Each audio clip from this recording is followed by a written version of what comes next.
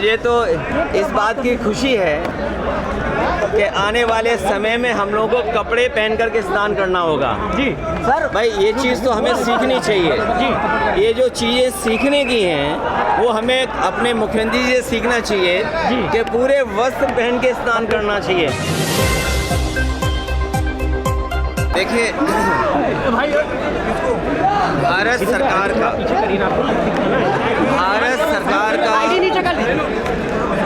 अब तक का सबसे बड़ा बजट पेश हुआ है।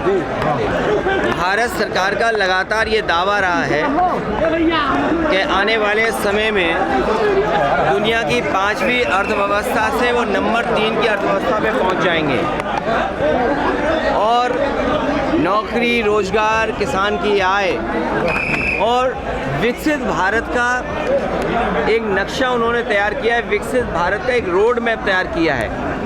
लेकिन बजट आने के बाद जो मायूसी छाई, जो आंकड़े सामने नज़र आए कि न इससे विकसित भारत बनने जा रहा है, न इससे कोई अर्थव्यवस्था जिस रफ्तार से बढ़ाना चाहते थे बढ़ने जा रही है, न किसान की आय दोगुनी हुई, नौकरी के नाम पर भी रोजगार नौकरी नहीं दे पा रही सरकार।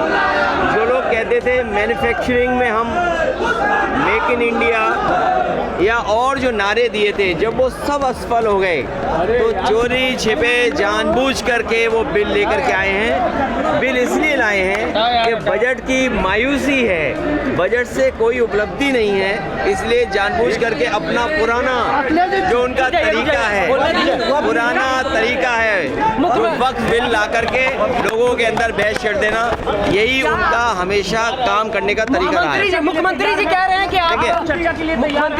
हैं कि आप जिस तरीके से कोविड वैक्सीन लगवाए उसी तरीके से आपने स्नान भी किया। मुख्यमंत्री जी कह रहे हैं। मुझे तो इस बात की खुशी है कि आने वाले समय में हम लोगों को कपड़े पहन करके स्नान करना होगा जी। सर भाई, ये चीज़ तो हमें सीखनी चाहिए जी। ये जो चीज़ें सीखने की हैं वो हमें अपने मुख्यमंत्री जी से सीखना चाहिए कि पूरे वस्त्र पहन के स्नान करना चाहिए। बनारस वालों आपसे बेहतर कौन नहीं जानता होगा स्नान कैसे किया जाता है। अगर स्नान करने का तरीका उनसे हम सीखेंगे। शहरी जन की आवाज नौका ही समाचार। ऐसे तमाम खबरों के लिए बने रहिए हमारे साथ।